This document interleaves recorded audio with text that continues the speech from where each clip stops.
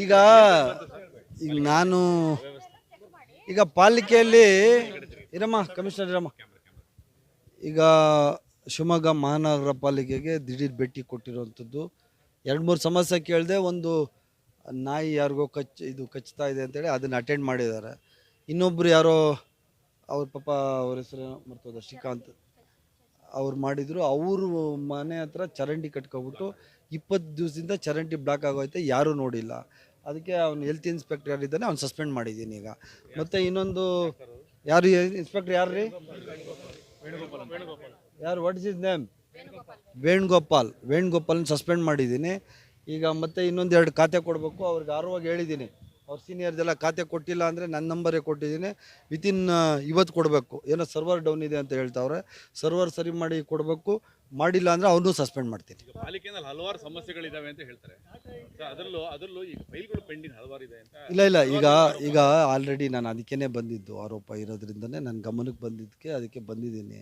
ನಿಮ್ಮ ಕಮಿಷನರ್ 3-4 ತಿಂಗಳಾಗಿದೆ ಬಂದು ಅವ್ರಿಗೆ ಹೇಳಿದ್ದೀನಿ. ಈಗ this is first this thing ಮಹಾನಗರ ಪಾಲಿಕೆಗೆ ಬಂದು ಹೇಳಿದ್ದೀನಿ. ಅವ್ರೇನಾದರೂ ಸರಿಪಡಿಸ್ಕೊಂಡಿಲ್ಲ ಅಂದರೆ ಟ್ರಾನ್ಸ್ಫರ್ ಮಾಡೋದ ಅಥವಾ ಎಲ್ಲರೂ ಸೇರಿಸಿ ಟ್ರಾನ್ಸ್ಫರ್ ಮಾಡೋದ, ಡಿ ಸಿ ಆಗಲಿ ಇನ್ನೊಬ್ಬರಾಗಲಿ ಮತ್ತೊಬ್ಬರಾಗಲಿ ಅವ್ರು ಸರಿಯಾಗಿ ಸಾರ್ವಜನಿಕರಿಗೆ ಸ್ಪಂದಿಸೋದು ಇಲ್ಲ ಅಂತ ಪಕ್ಷದಲ್ಲಿ ಅವ್ರಿಗೆ ಟ್ರಾನ್ಸ್ಫರ್ ಮಾಡೋದ ಇಲ್ಲ ಪನಿಷ್ಮೆಂಟ್ ಆಗಿ ಸಸ್ಪೆಂಡ್ ಮಾಡೋದ ಮಾಡ್ತೀನಿ.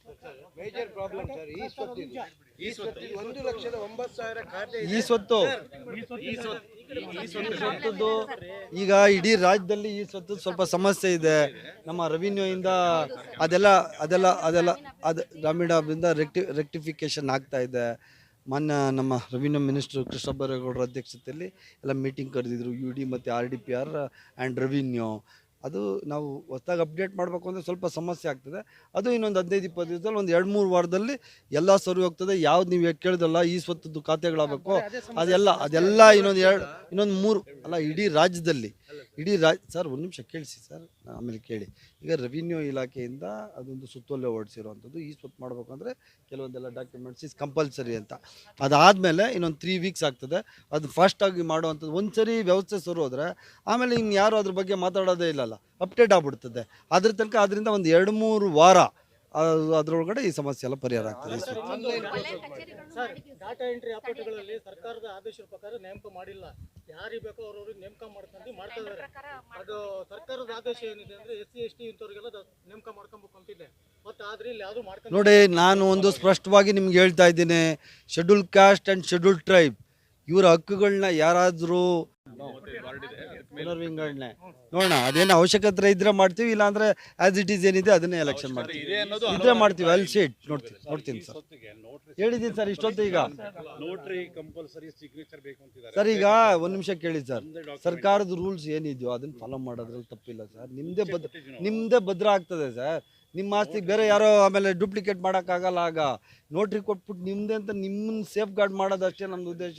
ಕೊಡೋದ್ರಲ್ಲಿ ಏನು ತಪ್ಪಿಲ್ಲ ಬಿಡಿ, ಕೊಡಿ ಸರ್. ಅದ್ರಲ್ಲಿ ಏನಾಗಲ್ಲ. ವಾರ್ಡ್ ವಿಂಗಡಣೆಗೆ ಈಗಾಗಲೇ ಅರ್ಜಿ ಕೊಟ್ಟಿದ್ದಾರೆ. ಹಲವಾರು ಜನದ ಆಶಯ ಇದೆ. ನೋಡೋಣ, ವಿಲ್ ಸೀಟ್. ಈಗ ಜನಸಂಖ್ಯೆ ಆಧಾರದ ಮೇಲೆ ವಾರ್ಡ್ ವಿಂಗಡಣೆ ಮಾಡೋದು. ಒಂದು ನಿಮಿಷ, ಕೆಲವು ಕಡೆ ವಾರ್ಡಲ್ಲಿ ಜಾಸ್ತಿ ಜನ ವೋಟರ್ಸ್ ಇರ್ತಾರೆ, ಕೆಲವು ಕಡೆ ಕಮ್ಮಿ ಇರ್ತಾರೆ. ಅದರಿಂದ ಸರ್ಕಾರ ಉದ್ದೇಶನೂ ಸಹ ಇದೇ ಆಗಿರ್ತದೆ. ಒಂದು ಹೆಚ್ಚು ಕಮ್ಮಿ 1,000-2,000 ವೋಟ್ ಎಲ್ಲ 1,000 ಇಲ್ಲಿ ಕಮ್ಮಿ ಅನ್ಸುತ್ತೆ. ಸಾರಿ, ನಾನು ಬೆಂಗಳೂರು ಲೆಕ್ಕ ಕೇಳ್ತಾ ಇದ್ದೀನಿ. ಸೊ ಒಂದು ಸ್ವಲ್ಪ 100-200-500 ವೋಟು ಇದ್ದರೆ ಅವನ್ನೆಲ್ಲ ಸಮಭಾಗವಾಗಿ ಹಂಚಿ ವಾರ್ಡ್ಗಳು ವಿಂಗಡಣೆ ಜಾಸ್ತಿ ಮಾಡುವಂಥ ಕೆಲಸ ಮಾಡಿ.